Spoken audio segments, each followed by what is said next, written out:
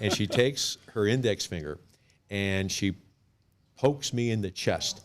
And she said, now you go make them pay. Let's go. And I said, is that the origin of I make them pay? That's one. All of my marketing is all organic in nature. Now the question is, does she get any royalties of the trademark that you have? Does she any billboards that you know, Austin? You said this was going to be a nice interview. It's been going really smoothly up until this. Can we pivot on this, please?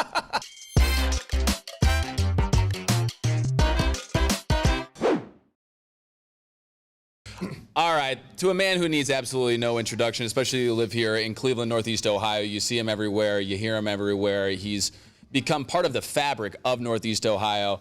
My buddy, attorney Tim Misny. Oh man, how you feel today? I'm feeling good, man. I'll tell you what, that ring right there, I go on no comparison with I love my wedding ring. It's great, you know. Right. But nothing like this big one right here. Can we start? What's the ring about? Well, this ring is a wedding present. Okay.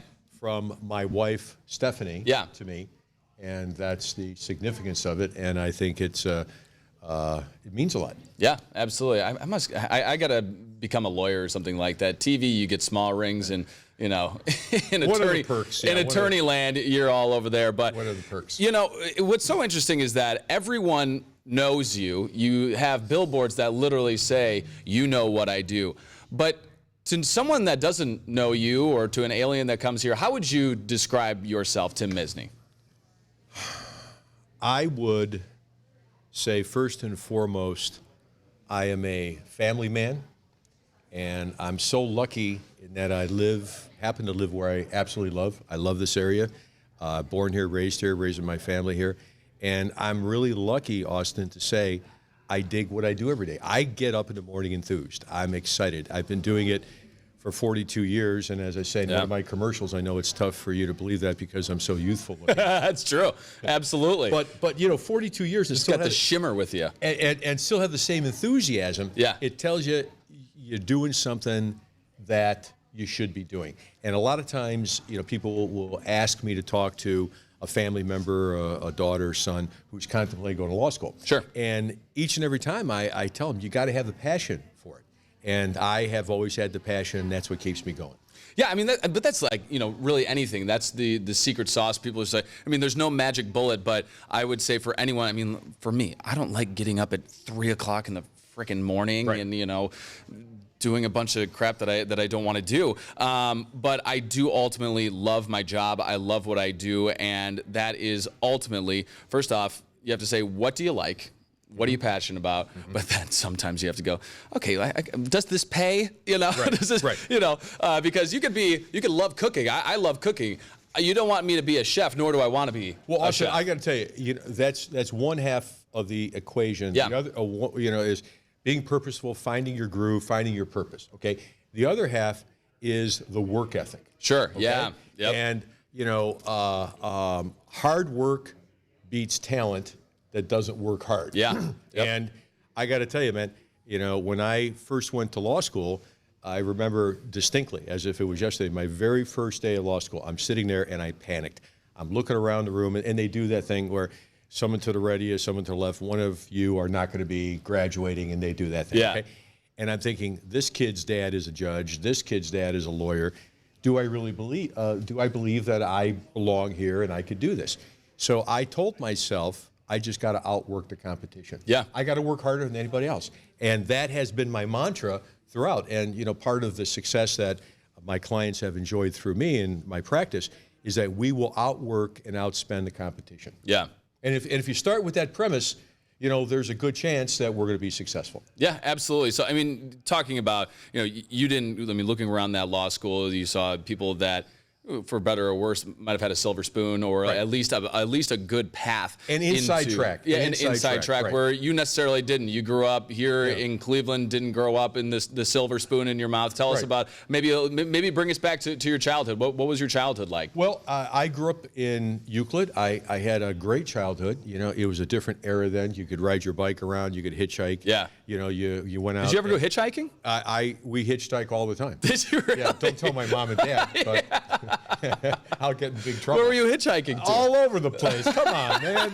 there was, you know, a girl that lived down here, and the girl that and we were going to meet somebody, and it was, yeah, we were moving around. But, you know, it was a different mindset growing up. You know, we didn't lock our doors.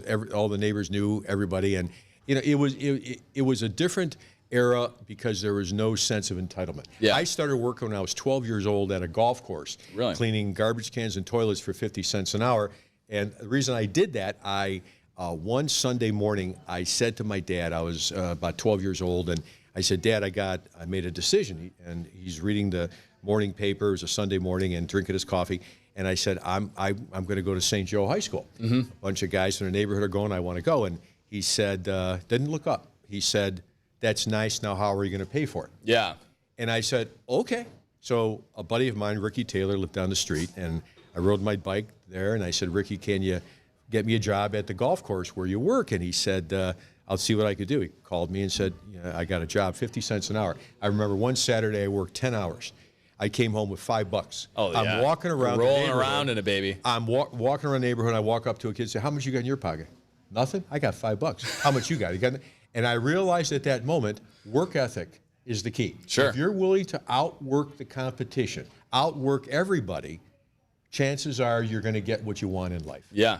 And at 12 years old, I realized that that was the best lesson my dad could ever have given me. Now, my oldest son, Max, a couple years ago, he wanted a go-kart. Yeah. So he came to me, and there was this go-kart kit for $1,000. He said, Dad, look at this go-kart. Can I get it?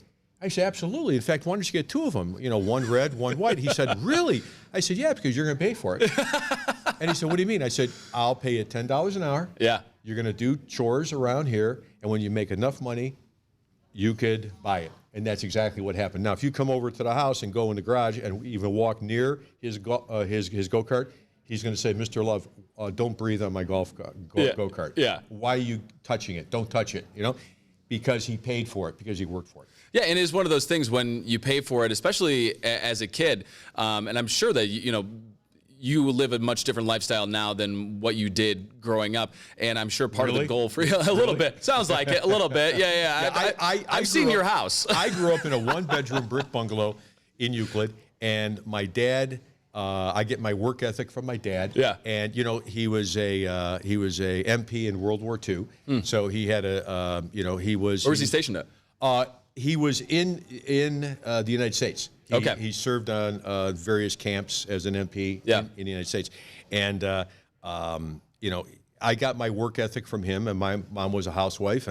And you know, we didn't realize what we didn't have. And, you know, if on a Friday night, you know, we were low on money and the groceries were out, you know, we would have pork and beans with hot dogs, and it was a treat for me. Sure. You know? Yeah, you didn't know any different. We didn't know any different, and it was great. Yeah. You know, so, yeah. How have you tried to, you know, with, you know, going back to what I was kind of saying before with your own kids, how have you tried to keep them in, you know, grounded in the sense that, like, hey, I'm not going to hand you everything, because I think that's the best lesson that, you know, that you could be taught. I wish my parents did even a little bit more with me, because, you know, it's not like my life was simply handed to me on a lot of things, but a lot of things were easy. You know, in full disclosure here, I tell the story about, you know, making Max, you know, do chores to earn money for his go-kart. Yeah. But with each instant like that, there's like 5,000 instances where I go to the mall with him. Dad, could I have another 20 shirts? Sure. Yeah. So I come. You can't do it all the time. You know, but you know, 8 out of 10 times I'm just handing money out like a drunken sailor. But the point is, you know, our society today is so toxic. It is remarkable to me, you know, what's on TikTok and some of the games that the kids are exposed to. You may do a good job. I have a 13-year-old and 10-year-old twins. We think, Stephanie and I, we do a good job within our household. We're dedicated to it. But the problem, Austin, is that when they go out and they're with other friends or the proverbial school bus, they come back saying things like, they're into computer games that they have no business on, and we just have to monitor it. But smother them in love and do your best. Sure.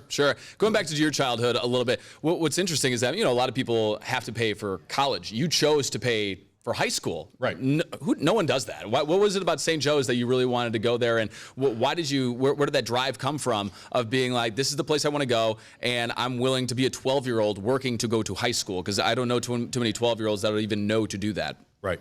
Well, I don't know many 12-year-olds to begin with, just so everyone knows. well, it was a different time.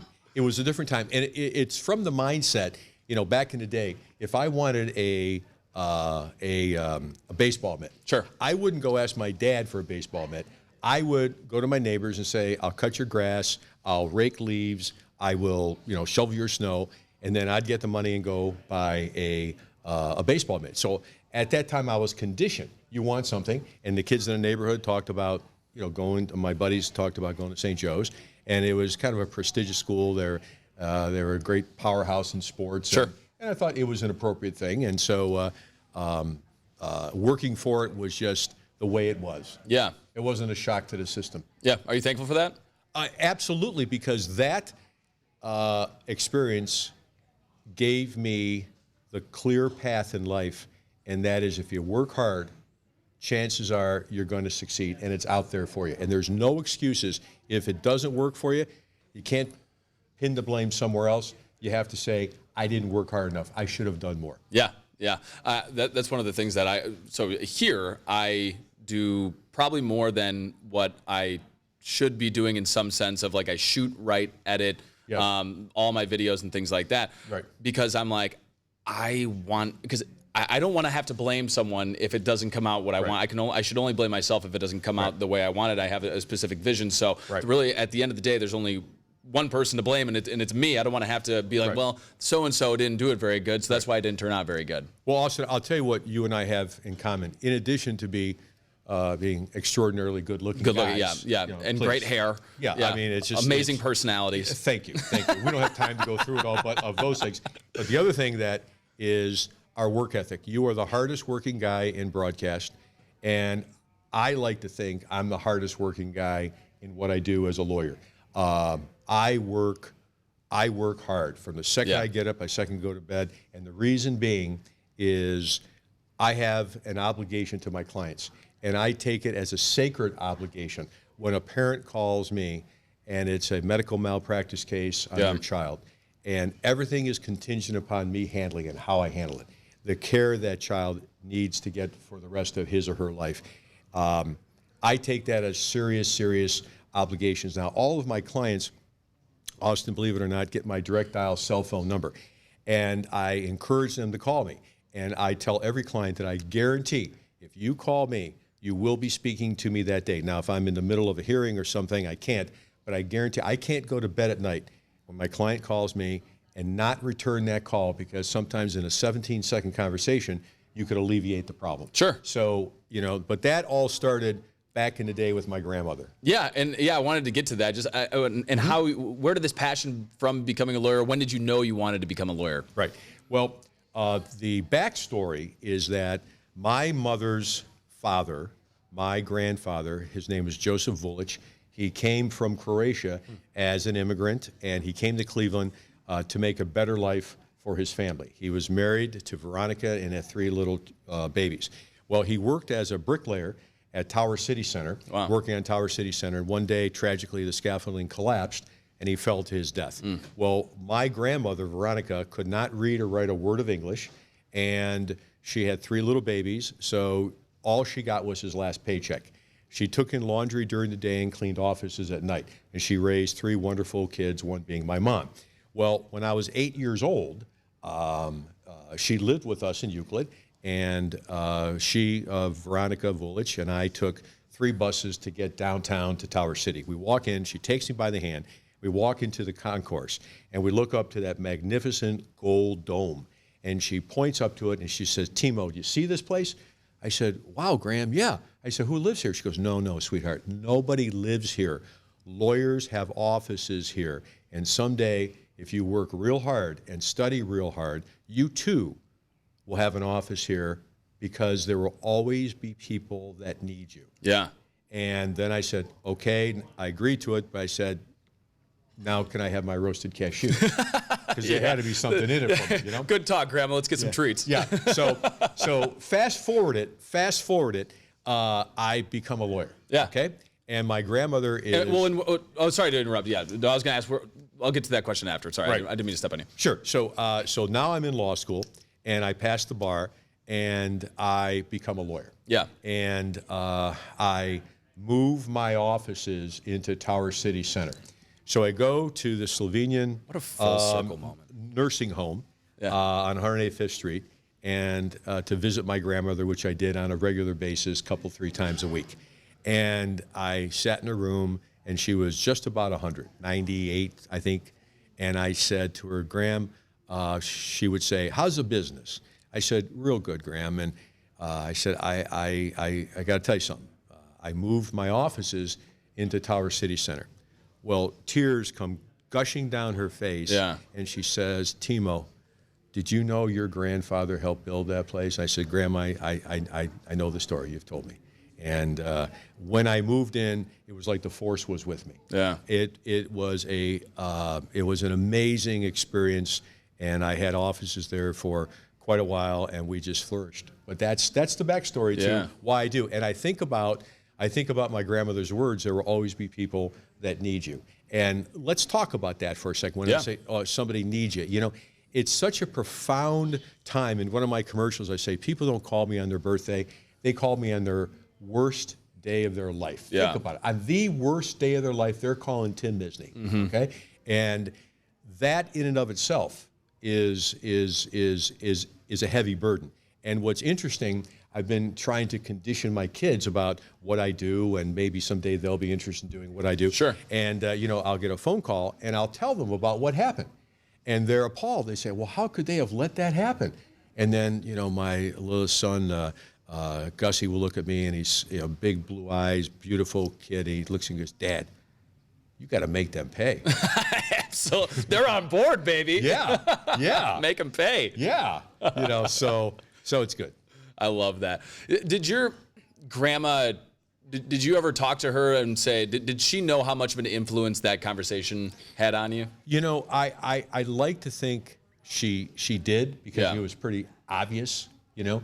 And what she gave me in life was, not only was she an amazing, loving person, but it showed me that how she handled tragedy in life, that she pivoted and she made the best of it. She raised 3 great kids, had a bunch of great grandkids, a wonderful grandchildren, and some great grandchildren.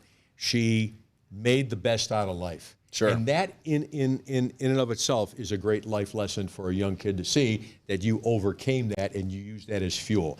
And I have found in my life, anytime I've had difficult situations, it's, you know, when the going gets tough, as they say, the tough get going, baby. And that's what we do. Absolutely. What have been some of those kind of defining tough moments? Because at least from my life, it has been not the easy times that make you. It's the how you get through the hard times. What were some of those where you look back and you're like, those were defining hard times that I came out on the other side of that better? Right. I have looked at each of those hard times as great learning experiences. You know, and in having done this for a little while, 42 years, I like to say there's been a lot of life lessons, and a lot of them, Austin, are the intangible things. It's not like a matter of civil procedure or some technical thing. It's dealing with people. Sure. Okay? And what I do for a living is very humbling, because it puts things in perspective. A few years ago, I represented this wonderful family, and their child at the time was my son Max's exact age. I think he was 6 years old. And he had a procedure done. The doctor went far off the mark, cut an artery, the little boy bled out, and he was brain damaged, and he was on life support. So I went to the hospital. Family asked to see me at the hospital, and I met 7 family members. And I walked in, and the little boy was my son Max's age at the time, 6. Yeah. And Austin, believe it or not, he's laying there in bed wearing the exact same Spider-Man t-shirt that my son wears. Wow. On life support. Yeah.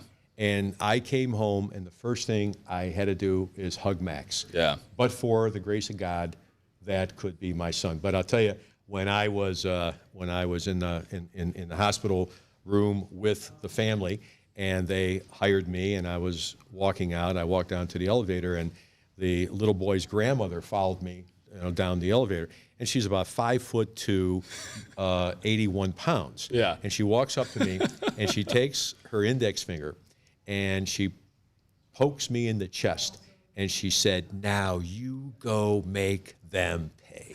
Let's go. And I said, is that the origin of I make them pay? That's one. All of my marketing is all organic in nature. Sure. And that's how it works. Isn't that amazing? That is amazing. Yeah. Now the question is, does she get any royalties of the trademark that you have? Does she any billboards that You know, she's... Austin, you said this was going to be a nice interview. It's been going really smoothly up until this. Can we pivot on this one, please? But I mean, how cool is that? So from then, because that's kind of getting us into, I've seen some early commercials that you did, and I think you might have even had a little lettuce on top there. On the sides. On the sides. Yeah. But that was it was the very standard, like. Thank you. Yeah. Thank you. And I got to tell you that is profound, because when I started really listening, and I've learned in life, the only time I really learned something, believe it or not, is by listening. Mm-hmm. My wife is so succinct. She could say something in 17 seconds that would take me probably 20 minutes, and I wouldn't quite come all the way around with it. You know what I mean? Absolutely. I get sidetracked, maybe tell a story, tell a joke, maybe do an impression. We're a little ADD. It's okay. A lot. A lot ADD, yeah. Maybe I'll sing a Sinatra. I don't know, something I get wound up, I'm going. But, what has told me that is a very important lesson is that you got to listen.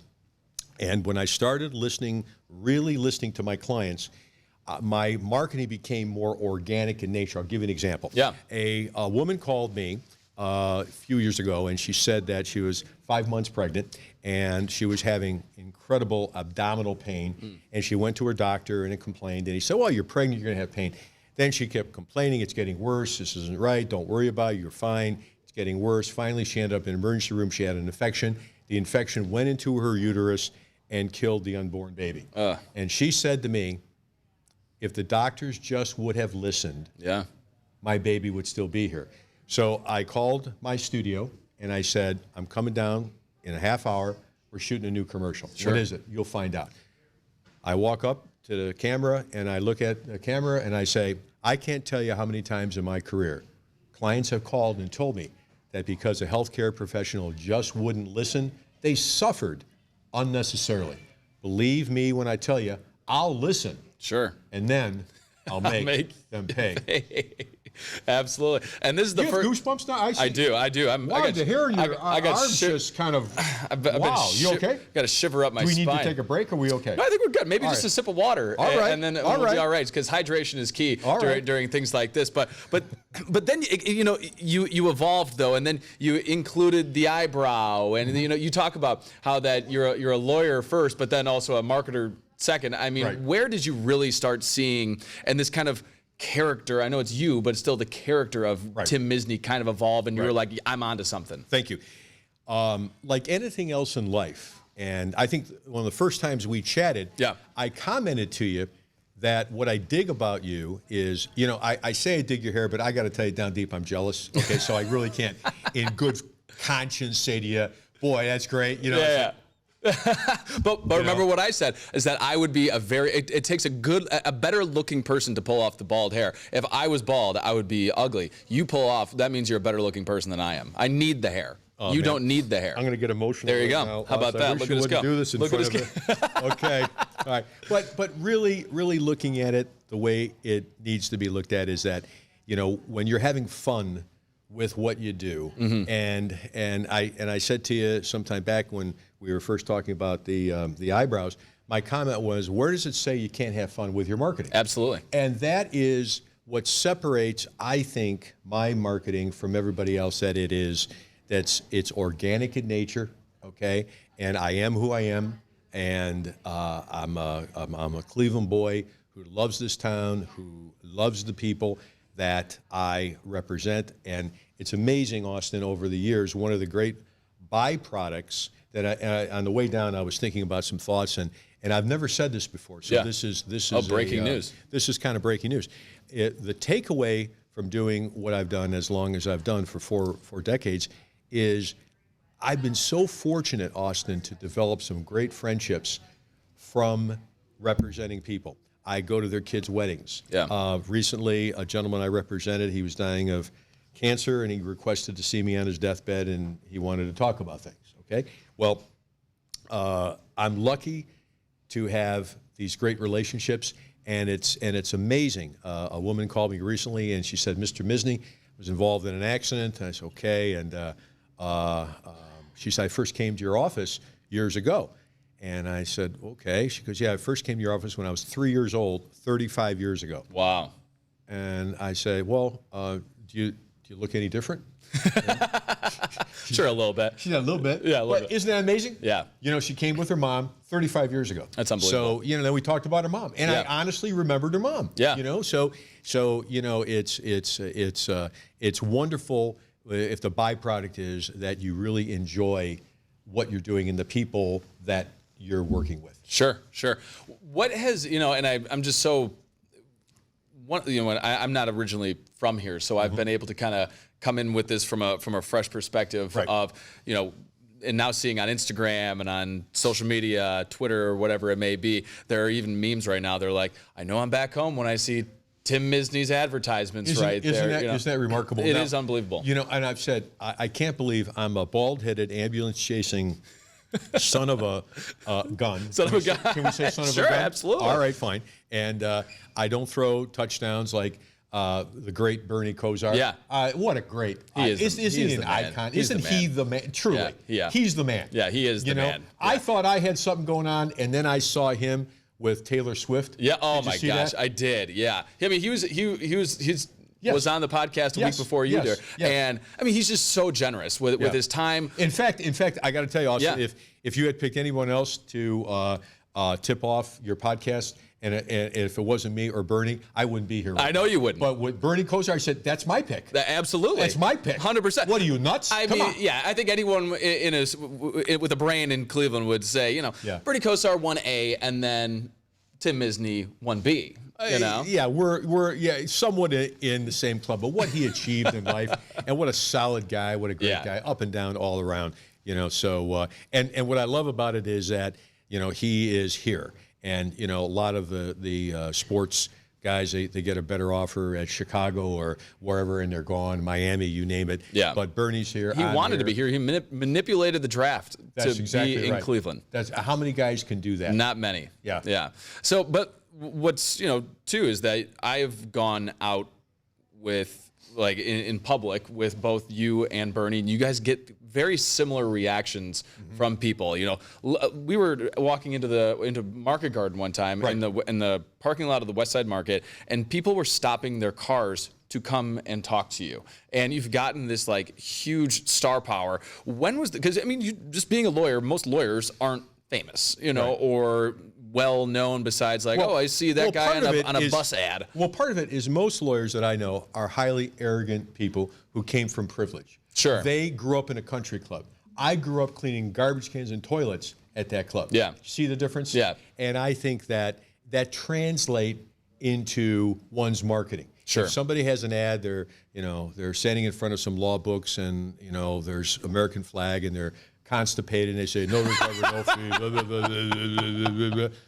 Okay, but a guy comes on and says, "Hey, you know, if someone hurt your family, I'll be there for you." Yeah. You know, like you're not alone. Yeah. I'm here for you, and it resonates, but it has connected on a level that I just can't believe. When was the moment where you were like, this has taken on new life, where more and more people are coming up to me, more and more people are coming to take a picture? You know, when was there a triggering moment that you were like, oh, this is kind of gotten not away from me, but a little out of control, or taken on a new level, new life? New level, new life, and really, it's taken on a life of its own. Sure, yeah. You know, because in some of the things in social media, you know, I always cringe when someone says, "Oh, I saw something on you in social media," and think, "Oh my God, no!" You know, how far back we going? Yeah, you know, yeah, they yeah. have a picture of me coming out of something in 1983. I wasn't at that fraternity party. That's not me. Yeah. Look, the guy has hair. Well, that was back in 1983. You had hair then, you know. So yeah, man. It seems that, you know, clearly the billboard campaign, and then when we started having fun with it and just saying, you know what I do. Yeah. You know? And I'll tell you how that, when I talk about Austin, how everything is organic in nature. Sure. When my wife Stephanie and I was pregnant with our first son Max, I don't know, she's 5-6 months pregnant, and we go in and the nurse who was taking our intake was lovely to Stephanie, laughing, complimentary, and she came to me and she looks at me and she said, "And you are?" And I said, okay. I am Tim, and I am Max's dad, and I'm Stephanie's husband. And she said, "And what do you do?" And I said, "Actually, I handle the maintenance at the trailer park where we live." And she looks up, she says, "No, you don't." And I said, "You know what I do." On the way out, Stephanie says, "Bingo, front row. You got your next commercial.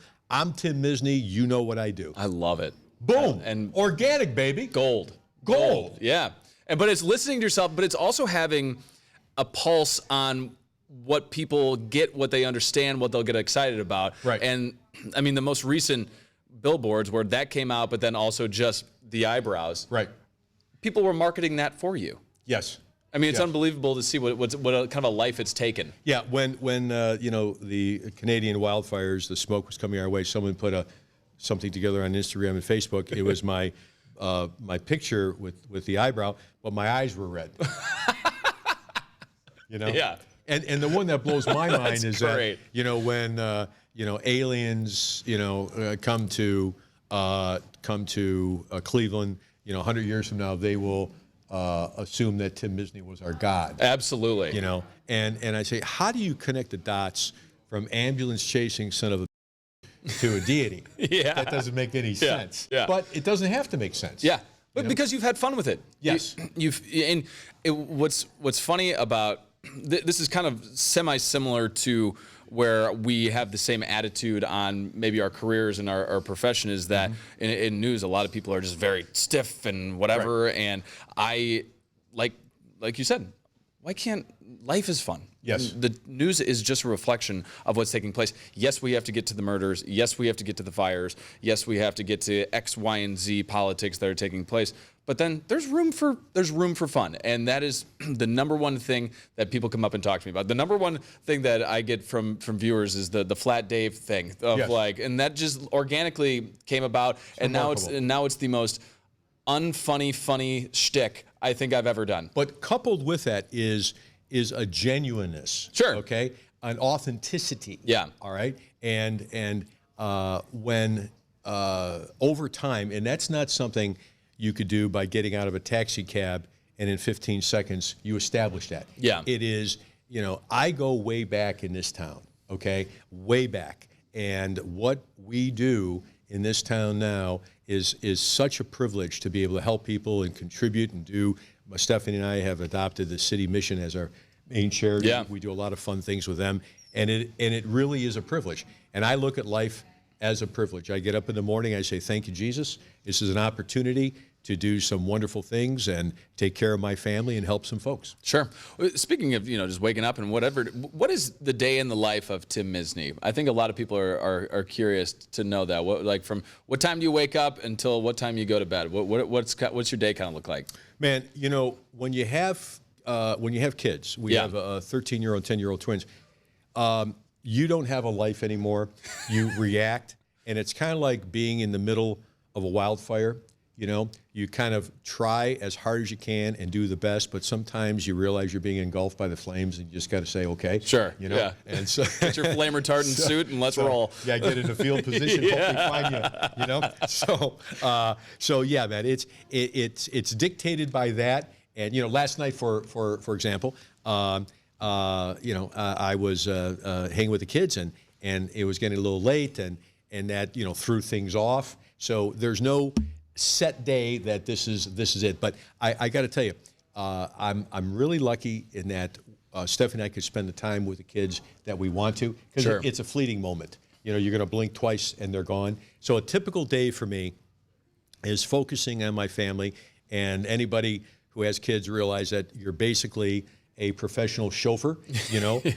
My 3 kids, they are in in school and doing really well, and they have 30 kids in each class, and each kid gets invited to a birthday party, and so that's 3 times 30, that's 90. There's only 52 weeks in a year. So what does that tell you? So some Saturdays, It seems you got some popular kids. They need to start being a little bit more unpopular. yeah. Well, I'm driving around, and this is on a Saturday, and somebody has music practice, somebody has ninja practice, someone has soccer practice, and then we have like 3 or 4 birthday Did parties. you say ninja practice? Yeah, Ninja Warrior.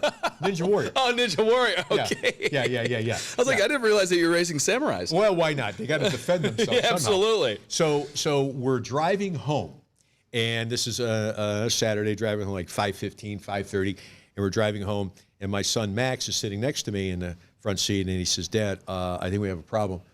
And I'm driving, and I said, "What?" He said, "I don't think we have Ruby." And I looked around, and I said, I left her at Adrenaline Monkey. And I calmly make a U-turn. The sad part about that, Austin, is one time when I thought I lost my phone, I panicked. You weren't panicking about your daughter. I panicked. My daughter, that's the beauty. And I said to Max, that's the beauty of having 3 kids. You lose one, you got 2, and we'll get her. Yeah. Sure. So. It's like the guy in Home Alone, John Candy's character. Yeah. Kids are resilient. They're resilient. They'll be fine. Yeah. Yep. What are the fun things that you get to do with your kids, something that you just like really enjoy being able to be simply a dad, not like Tim Misny and the whole deal? Yeah. The cool thing about that, and I want to emphasize this to young parents, if you have kids that are in diapers and they're screaming and they scream a lot, and when they're done screaming, they scream a little bit more, and then they scream some more just in case you forgot that they were screaming. That is going to pass someday, and you're going to actually have great conversations with your kids and do great things. My youngest son, Gus, is into World War II fighter planes, so I took him down to the Dayton Museum, Air Force Museum. Awesome. Holy cow. Yeah. And what was so cool, he's 10 years old, right? We're driving down, and I said, I bet they have a knock your socks off gift shop. Yeah.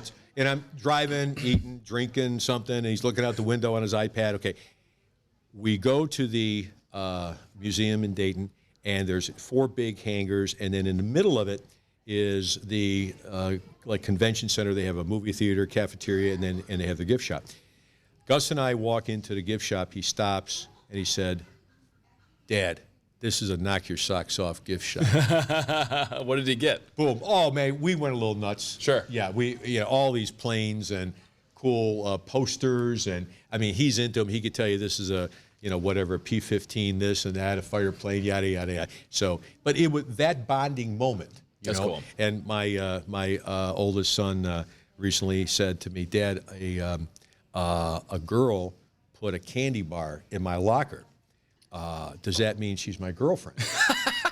And I said, "Well, only if it was that easy." Not quite. Yeah. It's a good step in the right direction. Yeah, he's going to find out that girls are a little bit more complicated. You think? Yeah. Wouldn't that be great? Wait, what kind of candy bar was it? I don't know. Oh, okay. I don't know. Yeah. But wouldn't that be great if we could cut through all the nonsense and just hand somebody a candy bar and they knew that's it? Absolutely. Now if it was like a Heath bar or maybe a Payday, then it might say that she really dislikes him. But if it was a Snickers, Twix, you got to get in on the candy bar. See, these are the questions that journalists ask. Wow. And those are the things that you really got to get into. Wow. Yeah, because they could be sending a message. How about that? That's some deep stuff right there. But, with kids and, as you're driving and seeing all the billboards or watching TV and seeing some of your commercials, are they at the age now where they're starting to get a little embarrassed by it, or do they still love it? I think it's a matter of both. Sure. When we're driving and if we see a billboard, they're more concerned about, the conversation they're having with their friend or their sibling, and they're on their iPad. And I don't think it's a big deal, but they've commented to me about friends at school, and so I know they're aware of it, but I downplay it. It just doesn't, it's not a topic that's relevant. We got to get to soccer practice. Sure. Let's go. So, we've talked about the positive things of being Tim Misny and how much everyone loves you and like kind of the folk hero that, you've kind of come to be. But I'm sure there are haters, and, I'm sure that there are people on Twitter and Facebook and things that have some snide remarks. How do you deal with that?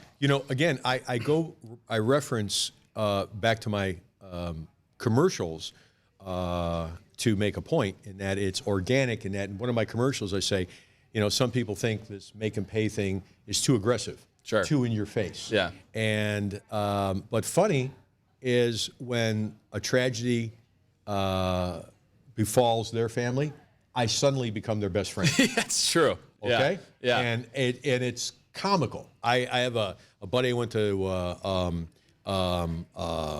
high school with, and he would chastise me for being an ambulance chaser and being one of those shysters, and he would say to me, what Shakespeare said, we first got to kill all the lawyers and, and blah blah blah. Sure. Okay, fine. He got involved in an accident. He called I'm you. his man. Let's get and so It's funny how that works. Well, I'll tell you what happened. He called me up, and he said, Ms. You want to go skydiving? And I said, man, no. And he said, why not? I said, well, because if something goes wrong, it's over with. Yeah. Okay. I got kids. I got this. I couldn't. Things can't go wrong when you're skydiving. Thank you. Yeah. And so he said, oh, come on, you're a big, whatever. And I said, okay, fine. I said, I'll talk to you. So a couple of days later, I get a phone call from him.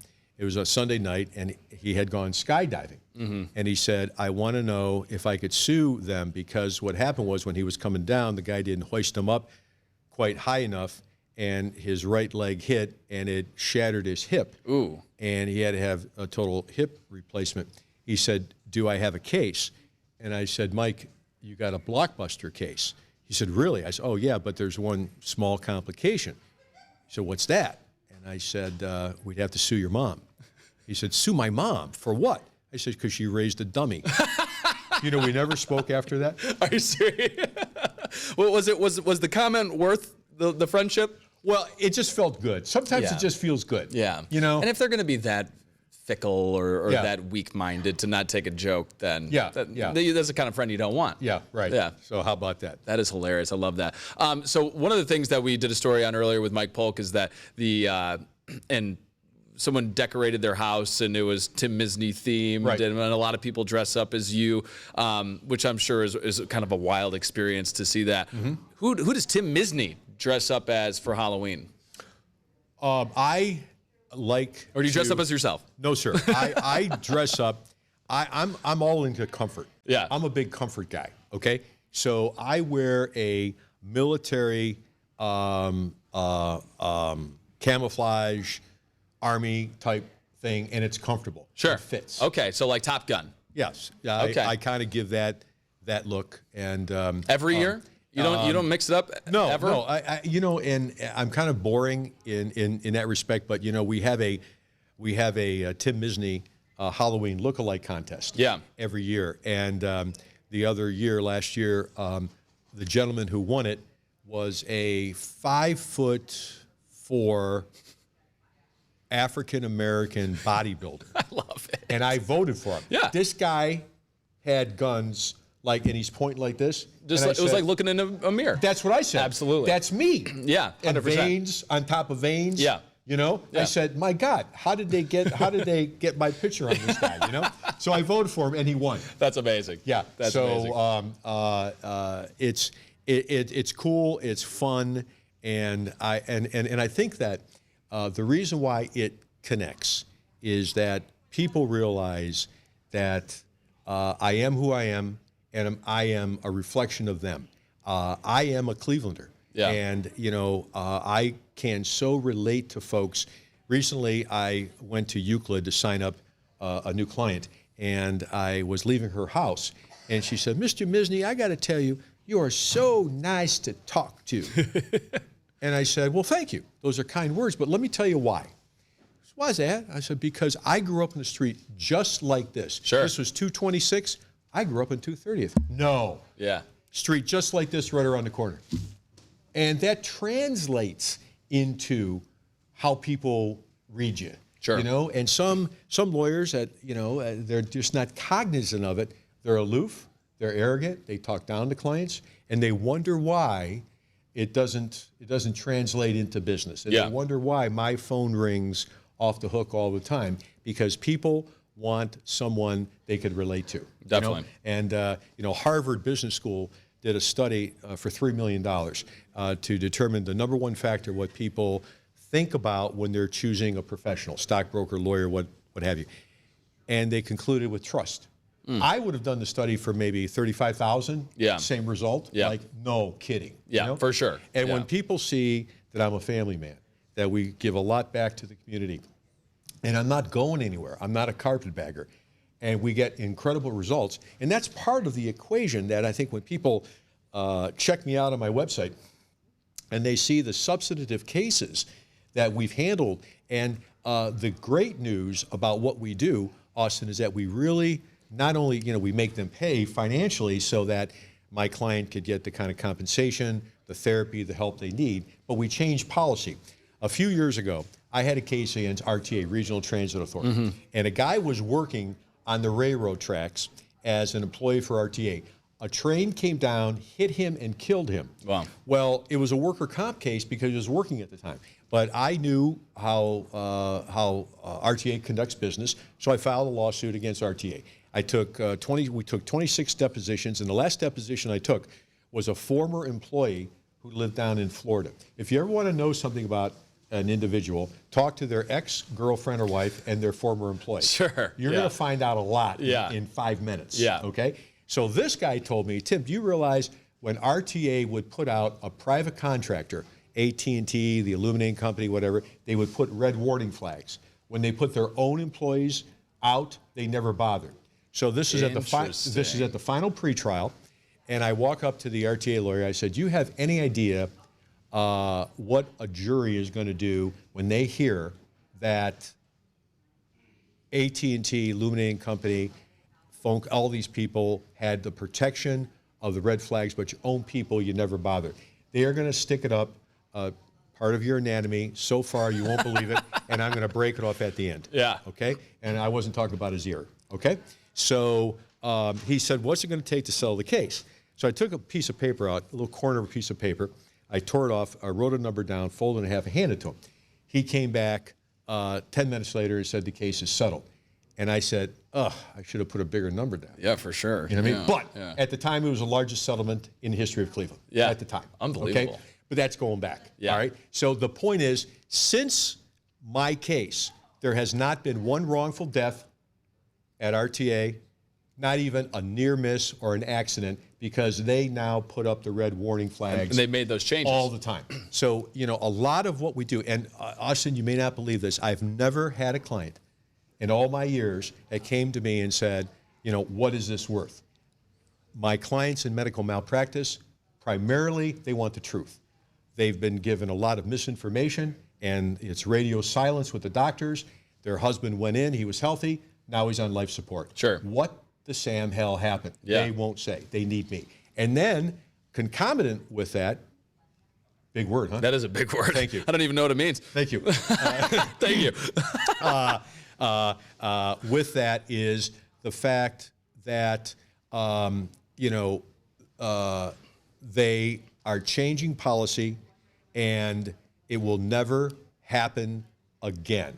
And clients want to know that whatever happened to their loved one, they have an obligation. And sometimes when clients are on the fence of bringing a claim, because it is an arduous task to go through the litigation meat grinder. You know, all your personal information is made available. They subpoena in your medical records. They want to take your depositions. And it's intense. Sure. And there's a lot to it. Sometimes clients are hesitant about going through that. And I tell them each and every time that you have a moral obligation to pursue this, because if we don't, it's going to keep happening. Yeah. You know? Yeah. Yeah. And it will. And so some of the situations are so egregious, you know, that it blows my mind about how the total disregard that some people have for other folks' safety, particularly big business, pharmaceutical companies, et cetera. And they figure in to the equation the cost of doing business by paying out on cases. But they never should allow that in the first place. Sure. Yeah. Taking this a different direction, I'm looking at your suit. Yes, sir. Where do you get your suits at?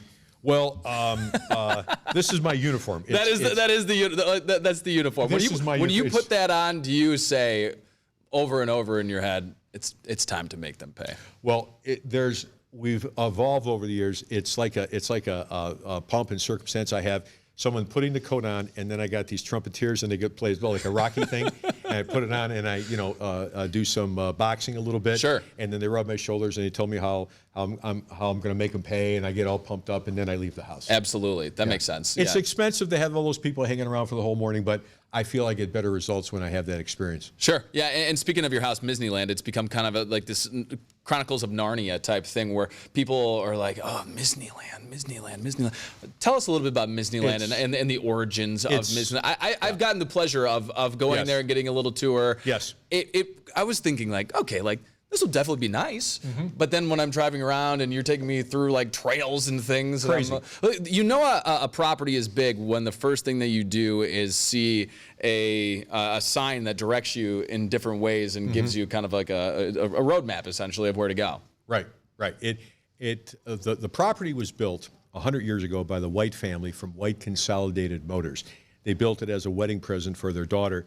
And it's magnificent. It's hell of a present. It's 80 acres, and there's like 5 buildings on it: main house, carriage house, hunting lodge, etc. And it's so amazing for me, Austin, because I grew up in a 1-bedroom brick bungalow. Yeah. Okay. And I got to tell you, I have a reoccurring nightmare of one day the real owner of Misny Land is going to walk into the living room and he's going to say, "Hey, punk, what are you doing in my living room? With your arm around my wife, smoking my cigars, drinking my booze. Get out of here. When are you going to wake up from this dream? Get out of here." So, when I walk around, and it's such a great place to raise kids. Yeah. We have so much fun. Like in springtime, the steelhead trout swim onto our property. Unreal. And Max and I catch them, and we fillet them, and we smoke them, and it's an amazing experience going on hikes, and we have a big pond where we fish, and we have a big organic vegetable garden. So my kids are into the outdoor life and appreciation of nature. We go for walks. We see a bald eagle, a red-tailed hawk. This past spring, we were riding around and we literally saw a doe being born. Wow! Popped out of its mom, and it stood up. That's something you can't unsee. Instantaneously, and was shaking. And my daughter said, "We love you. You're safe here at Misny Land." Oh, wow. Wow. That's so cute. Isn't it great? Oh, Ruby. Yeah. Look at her go. That's unreal. Yeah, I mean, it's just incredible going there. And, we had a nice little lunch when we were out there and at the hunting lodge. Yeah. Yeah, it's pretty cool. So much, people know so much about you. What's a misconception about you? My misconception is I cannot create life. I cannot turn back the hands of time. And I always don't pick the right Browns victory when I say they're going to win. That's all of us. So where's it? Being around from Cleveland. What's the last meal of your life? It's funny you said that. The last meal. I have this. My wife Stephanie and I love to cook, and we enjoy it, and we constantly talk about it. What our last meal will be based upon how great something was that we just had, that we made. So, sure. And I dig your cooking posts on Facebook, magnificent, and they're all works of art. I mean, you could tell a lot about somebody when you talk culinary, when you talk food. Some people say, I drove to McDonald's and got a Big Mac and some fries, and somebody says, I went to the West Side Market and I got a pork tenderloin. Oh, yeah. I came home, I stuffed it with garlic, I marinated, I roasted it, and I da-da-da-da-da-da. They're both eating, but it's a different art form. Absolutely. One becomes an art form. I love cooking. And so I tell you, I love it, in particular with people that eat, but this past weekend, we made a 7-bone ribeye in the rotisserie. Okay. Yeah. Loaded up with garlic and some great spices, and we said this was the best meal ever. Well, that's until, Your next meal. The next meal. Yeah. But isn't that wonderful to be able to say this was the best meal? So to answer your question, what would my last meal be? I don't know if this is a legitimate answer, but I'd have a buffet. I would say That doesn't count. I want the Like roast Golden turkey. Corral, or Thank you. who's making the buffet? If this is like an organic buffet, then yes. If it was Golden Corral or something like that, Yeah, I'm questioning it. right. Oh yeah. It would be my people cooking our food and me cooking. Like a country club. And you would have it all laid out, and you go up and down, remember back in the days when What you a cop-out answer. well, no, it's an honest Absolutely answer. cop-out I want a answer. little bit, but I remember as a kid, going to a wedding, and you'd have your plate, and you would put the prime rib or roast beef, and then on top of that, you'd put the cavatelles. On top of that, a meatball. On top of that, some wedding cake. On top of that, some Jello. Yeah. And you walk back with this plate like that. You're a king. And you were a king. Absolutely. And you ate like a king. Yeah. So I love a good buffet. Yeah. What is the last what is the last restaurant you'd go in Cleveland? Not the one that you least want to do, but like you're gonna die. Where are you going to dinner in Cleveland or Northeast Ohio for your last meal? Right. Well, because we have kids and we enjoy cooking, we don't go out to restaurants as much as when we were single. Sure. Believe that. Yeah, I can believe that. Come on. Yeah. Because Allison and I are going to dinner all the time. My brothers have kids, and we were just like, man, isn't it great just not having any kids? And not running around. Yeah. Well, for Stephanie's last birthday, she wanted to go to Hyde Park, and we went to Hyde Park on Chagrin, an incredible place. And she said, we're going to take all the kids. And I looked at her like, you kidding me? She goes, no. And her mom and dad, whatnot. So I said to the boys, put them in, sport coats, and said to the boys, going in, I had a timeout with the boys. I said, boys, people pay a lot of money to eat in this restaurant. They don't want two boys fighting, Mind your P's running and around. Q's. You got to be a gentleman. We'll be here for an hour, and yada yada, da da da da da da da. You understand? Yes. Okay. You understand? Yes. Okay. We go in.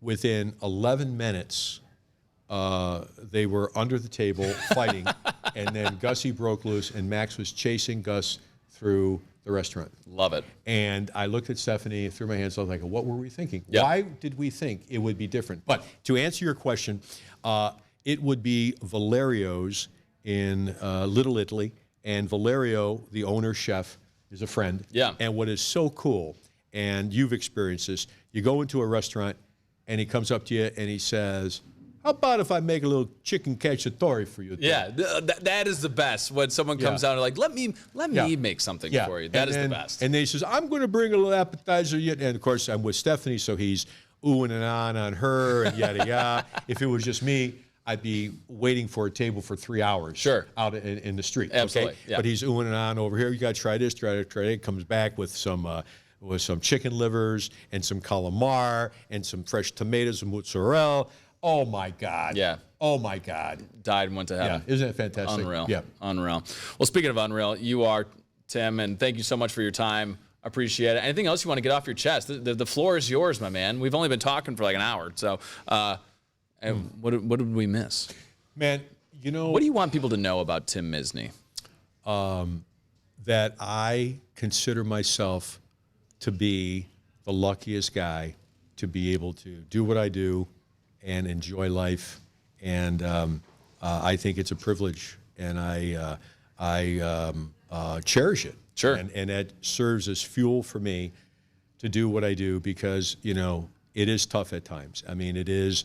I tell kids who are, I say kids, but someone who's 25 about going to law school. Yeah. You better know it's hard work, and it is really hard work, and the competition is brutal. So, to get through all that, you have to have the passion, and you have to have purpose. And I'm very lucky to have those things. And I think it translates, and like you, we're having fun, and I'm going to keep doing it as long as it's fun. Are you one of those guys that'll never retire? I really can't see myself retiring, because I have the purpose I want. Sure. Every day I'm dealing with my family, love it. Every day helping people, love it. Every day enjoying my home, Misny Land. Yeah. Loving it, I recently went to a conference. You got to get continuing legal education every year, and so you get these credits to go to these conferences. So I go to a conference, I get a couple hours of credit, and it was about retirement. And so the guy said, "Here's a piece of paper. Write on a piece of paper what you'll be doing the moment you retire." Yeah. Okay. So Did you say working? I wrote same effing thing I do every day, a fold and a half hand. So he opens one up. I'm going to golf, Pebble Beach golf course. Good. I'm going to spend more time with my grandkids. Great. I'm going to do pro bono work. Blah blah blah. Same effing thing every day. Who did this? I raised my hand, and everybody looks around. Oh, Misny. Jesus. Yeah. And I said, On brand. I said, exactly. I said, I love my life. I'm not going to wait until I'm whatever to go fishing down in South Carolina. If that's what I want to do, I'm going to do it today. Sure. And right now, we're blessed, and I'm doing what I do. And right now, at this point in time, I wouldn't want to be anywhere else but here with my man. Love it. Thank you, brother. Thank you you so much for coming on. Thank Thank you. you. Appreciate you. All right. Wrap her up, baby. Tim Misny, baby. Ho!